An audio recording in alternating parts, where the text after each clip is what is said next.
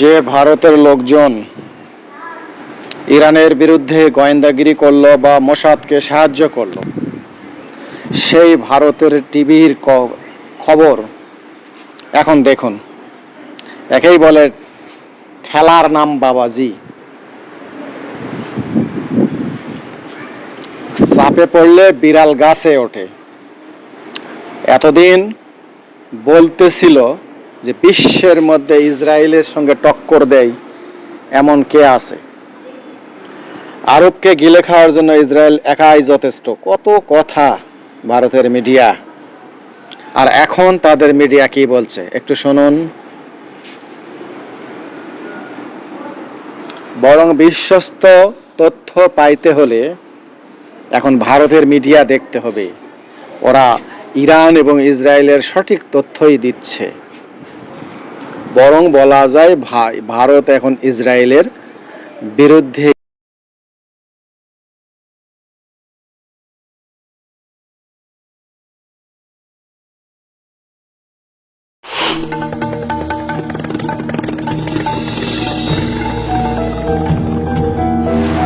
We, the people of India, having solemnly resolved to constitute India into a sovereign, socialist, secular, democratic republic and to secure to all its citizens. নমস্কার, শুরু করছি আজকের চতুর্থ স্তম্ভ। আমি ইন্দ্রাণী। 2025 সালের জুনে শুরু হয়েছে 13 দিনের ইসরায়েল ইরান যুদ্ধ। কয়েক দশক ধরে চলে আসা প্রক্সি যুদ্ধের ধারা থেকে সরাসরি সামরিক সংঘাতের এক গুরুত্বপূর্ণ মোড়। ইসরায়েলি বাহিনীর ইরানের পারমাণবিক ও সামরিক পরিকাঠামোতে হঠাৎ হামলা শুরু হয়। সেই হামলা শুরুর দিনে কি জানিয়েছিল ইসরায়েল? 1. ইরান মধ্যপ্রাচ্যের সবচেয়ে বড় টেরর স্টেট। 2. ইরানের রেজিম বদলাতেই হবে। 3. ইরানের পারমাণবিক অস্ত্র প্রকল্পকে শেষ করে দিতে হবে। এই 3 দাবি নিয়ে যুদ্ধ তো শুরু হলো। তারপর 13 জুন 2025 প্রাথমিক আক্রমণ শুরু ইসরায়েলের। ইরানের পারমাণবিক ও সামরিক পরিকাঠামোতে আকস্মিক হামলা। এতে বেশ কয়েকজন শীর্ষ সামরিক কর্মকর্তা ও পারমাণবিক বিজ্ঞানী নিহত হলেন। 13 থেকে 21 জুন 2025 ইসরায়েল ইরান সরাসরি সংঘাত। ইসরায়েলের হামলার জবাবে ইরান শত শত ক্ষেপণাস্ত্র ড্রোন নিক্ষেপ করে। 21-22 জুন 2025 মার্কিন যুক্তরাষ্ট্রের সামরিক হস্তক্ষেপ। মার্কিন যুক্তরাষ্ট্র ইরানের ফর্দো, ইস্পাহান, নাতানজ পারমাণবিক প্রকল্প কেন্দ্রগুলোতে ডোনাল্ড ট্রাম্পের মতে ব্যাপক নির্ভুল হামলা চালায়। 23 জুন 2025 মার্কিন গোয়েন্দা প্রতিবেদন বের হলো। DIA, defence intelligence agency report দিচ্ছে যে মার্কিন হামলা ইরানের পারমাণবিক কর্মসূচিকে মাত্র কয়েক মাস পিছিয়ে দিয়েছে। 24 জুন 2025 যুদ্ধবিরতি ঘোষণা। ইসরায়েল ইরানের পারমাণবিক কর্মসূচিকে মারাত্মকভাবে ক্ষতিগ্রস্ত করা হয়েছে বলে বিরাট বিজয়ের কথা বলেছে। আর মার্কিন গোয়েন্দা সংস্থাগুলো একটি আলাদা ছবি তুলে ধরেছে, যা ইঙ্গিত করে যে ইরানের পারমাণবিক কর্মসূচি কেবল সমসাময়িকভাবে কয়েক মাসের জন্য পিছিয়ে দেওয়া সম্ভব হয়েছে। মার্কিন যুক্তরাষ্ট্র প্রাথমিকভাবে বলেছিল খমেইনি রেজিমের অবসান চাই। তারপর ইউটার্ন। ট্রাম্প সাহেব দ্রুতই ইরানের শাসন পরিবর্তনের ধারণা থেকে সরে এসেছেন এবং আঞ্চলিক শান্তির কথা বলছেন। কেবল নোবেল পুরস্কারের জন্য? মনে হয় না। যা করেছেন তাকে বাংলাতে ঠেলার নাম বাবাজি বললে ঠিকঠাক বোঝানো যাবে। 2023-24 সালের মাঝামাঝি সময় মধ্যপ্রাচ্য ছিল এক ধারাবাহিক উত্তেজনার অঞ্চল। সেখানে ইসরায়েল ও ইরানের মধ্যে ধারাবাহিক লড়াই জারি ছিল। ছিল ঐতিহাসিকভাবে প্রক্সি সংঘাত, যেখানে লেবাননের হিজবুল্লাহ এবং গাজার হামাসের মতো ইরান সমর্থিত গোষ্ঠীগুলো জড়িত ছিল, যাদের সঙ্গে ইসরায়েলের এই সময় তীব্র সংঘর্ষ দেখা গেছে। কিন্তু 2025 জুনের যুদ্ধ এক নাটকীয় এবং নজিরবিহীন উত্তেজনা তৈরি করেছিল, যা সামনে পেছনে না দেখেই শুরু করেছিল ইসরায়েল আর পেছন থেকে ধুয়ো দিয়েছিল আমেরিকা। লক্ষণীয় বিষয় হলো, মনে করা হয় ইরানের একটি গুরুত্বপূর্ণ প্রক্সি হলো হিজবুল্লাহ। তারা কিন্তু সরাসরি সংঘাতে পুরোপুরি জড়িত হয়নি। হামাসের ক্ষেত্রে বা হুতিদের ক্ষেত্রেও সেই একই কথা বলা চলে। আর এটা দুটো সম্ভাবনার কথা বলে। ইরানের কিছু প্রশ্রয় পেলেও এই সংগঠনগুলো তাদের মনমর্জি হিসেবেই চলে, বা ইরান জেনে শুনেই তার প্রক্সি সংগঠনগুলোকে প্রাথমিক পর্যায়ে যুদ্ধে নেমে পড়তে বারণ করেছিল। যদি ধরেই নিই যে দ্বিতীয়টা সত্যি, তাহলে কিন্তু এটাও বোঝা যাবে যে ইরানের কাছে দ্বিতীয়, তৃতীয়, চতুর্থ পর্যায়ে যুদ্ধ চালিয়ে যাওয়ার এক বড় পরিকল্পনা ছিল। কাজেই ট্রাম্প সাহেব যখন বললেন যে প্রথম 12 ঘন্টা ইরান যুদ্ধবিরতি পালন করবে, তারপরের 12 ঘন্টা ইসরায়েল, তারপর থেকে দুপক্ষের স্থায়ী যুদ্ধবিরতি, তখন ইরান তা মেনে নেয়নি। সাফ জানিয়েছিল ইসরায়েল হামলা বন্ধ করলে আমরাও হানাদারি বন্ধ করব। কাজেই 67-র 6 দিনের যুদ্ধে ইসরায়েল যে জয়ের দাবি করেছিল, এবারে তার 1% করার জায়গাতে নেই। সে অফিসিয়াল বিবৃতি যাই হোক না কেন। আসছি পরের আলোচনা একটা বিরতির পর, সঙ্গে থাকুন। 1967-র 6 দিনের যুদ্ধের পরে রাস্তায় নেমেছিলেন উচ্ছ্বসিত ইসরায়েলের মানুষজন। এবারে তারা কোথায়? তারা বারবার জানতে চাইছে সিজফায়ার ঠিকঠাক হয়েছে কিনা। এই যে ইরানের পারমাণবিক কর্মসূচির অস্ত্রায়নের হুমকিকে হ্রাস, ধ্বংস এবং অপসারণ করা, এটা ইসরায়েলি প্রধানমন্ত্রী বেনিয়ামিন নেতানিয়াহুর দীর্ঘস্থায়ী কৌশলগত মতবাদ। আজ নয়, বছর 15 আগেও তিনি এই কথাই বলেছেন। ইরানের পারমাণবিক উচ্চাকাঙ্ক্ষাকে ইসরায়েল রাষ্ট্রের জন্য একটি অস্তিত্বের হুমকি হিসেবে চিহ্নিত করেছেন। জানিয়ে রাখি, ইসরায়েলের এই আক্রমণ শুরু করার সিদ্ধান্ত এক গোপন গোয়েন্দা রিপোর্টের উপর ভিত্তি করে নেওয়া হয়েছিল, যা 12 জুন 2025-এ হামলার মাত্র একদিন আগে বার করা হয়েছিল। এই রিপোর্টে দাবি করা হয় যে international atomic energy agency IAEA এর 31 মে রিপোর্ট অনুযায়ী ইরান তার পারমাণবিক কর্মসূচিকে অস্ত্রায়নের সক্ষমতার ক্ষেত্রে পয়েন্ট অফ নো রিটার্নের কাছাকাছি পৌঁছে যাচ্ছে। কিন্তু পরে জানা যাচ্ছে সেরকম কোনো কথা IAEA এর রিপোর্টে ছিলই না।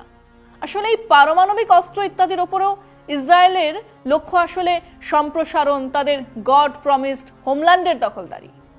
সেটা কি? ইহুদি ধর্মগ্রন্থ তালমান্দেতে বলা আছে এক ভূখণ্ডের কথা। মিশর, সিরিয়া হয়ে প্রায় পুরো মধ্যপ্রাচ্য হলো ইহুদিদের হোমল্যান্ড। কাজে সেই জমির দখল তারা চায়।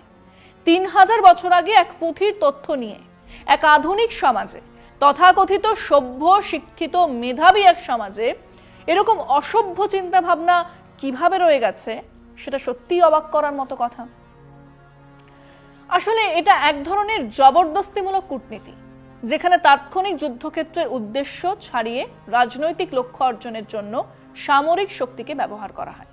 ইসরায়েল ইরানি শাসন ব্যবস্থার প্রতি একটি বিশ্বাসযোগ্য অস্তিত্বের হুমকি শেষ করে দেব গোছের ধারণা তৈরি করতে চেয়েছিল।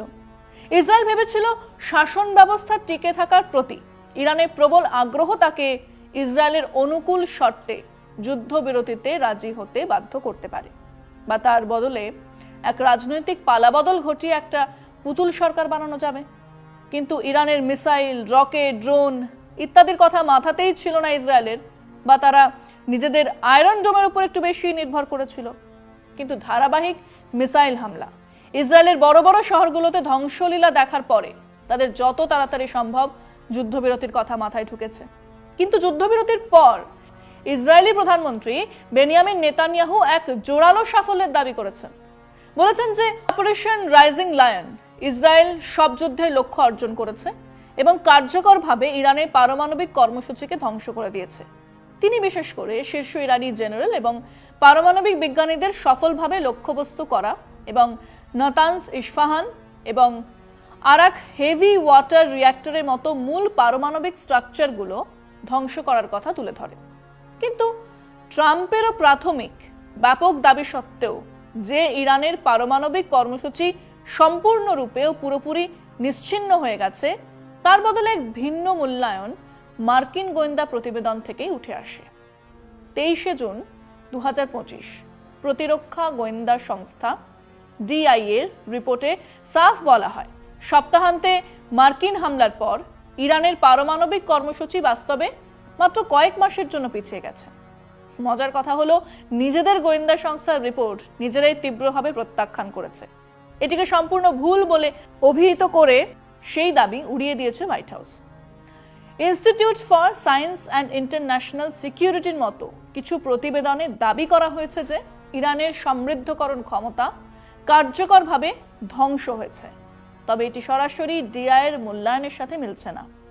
এদিকে এমনকি যুদ্ধবিরতির পরও ইরান পারমাণবিক শক্তি সংস্থা তাদের পক্ষ থেকে দৃঢ়ভাবে জানিয়েছে যে তাদের পারমাণবিক কর্মসূচি বন্ধ হবে না। আসি পরের আলোচনা একটা বিরতির পর, সঙ্গে থাকুন। শুরুর দিকে ঘরোয়াভাবে ইসরায়েলি জনগণের একটি বড় অংশ ৭৩% ইরানের ওপর হামলার সমর্থন করেছিল। বেশিরভাগই বিশ্বাস করেছিল যে এই সিদ্ধান্ত বৈধ নিরাপত্তা বিবেচনার ওপর ভিত্তি করে নেওয়া হয়েছে। কিন্তু এখন অবস্থা পাল্টেছে।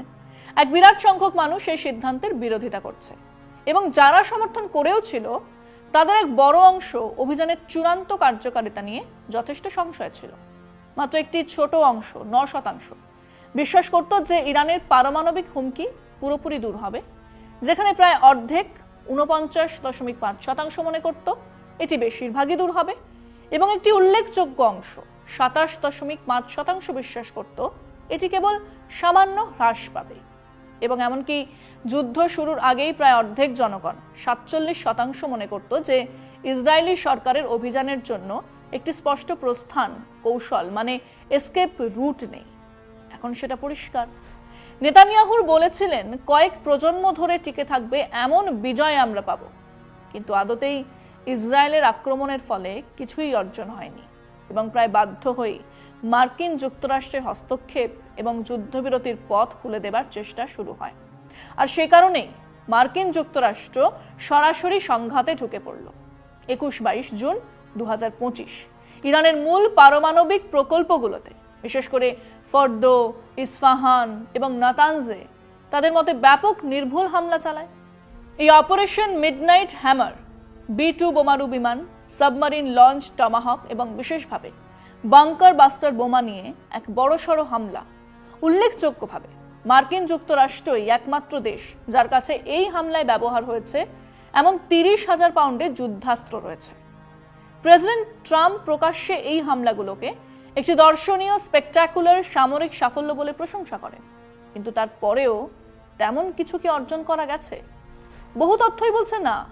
হয় এটা গট-আপ একটা ব্যাপার ছিল, ইরানকে সেসব জায়গা সাফ করার সময় দেওয়া হয়েছিল, না হলেও তেমন কোনো ক্ষতি হয়নি। উল্টে হামলা নিয়ে রাশিয়া, চীন সমেত বহু দেশের কাছ থেকে তীব্র প্রতিক্রিয়া এসে হাজির হয়েছে। লোক দেখানো হলেও এমনকি পাকিস্তানও এই হামলাকে নিন্দা করেছে।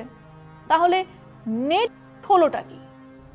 এক, ইরান টেরর স্টেট এই কথাটা মাঠে মারা গেল। ইরান দুনিয়ার বহু দেশের কাছ থেকে সমর্থন আদায় করে নিল। ২, ইরানের শাসক বদলানোর কথাই আর উঠছে না, উল্টে সে দেশে খামেনির জনপ্রিয়তা বাড়ল, বিশ্ব রাজনৈতিক মঞ্চেও তার গুরুত্ব বাড়ল। আর ৩, ইরানের পারমাণবিক বোমা তৈরির কাজ আমেরিকার সবচেয়ে গুরুত্বপূর্ণ সংস্থার মতে মাস ২-৩ পিছিয়ে গেল। আর ইসরায়েল? তেল আবিবে গেলেই বুঝতে পারবেন, বা একটা ছোট্ট কাজ করুন, জিপিএস খুলে তেল আবিবে এক জায়গা থেকে অন্য জায়গা যাবার রাস্তা খুঁজুন, রাস্তা পাবেন না। হ্যাঁ, ইসরায়েলের বেশ কিছু বড় শহরে আবার জনজীবন আগের অবস্থাতে ফিরে আসতে মাস ৭-৮ তো লেগেই যাবে। আজ এখানেই শেষ করছি। শুভরাত্রি।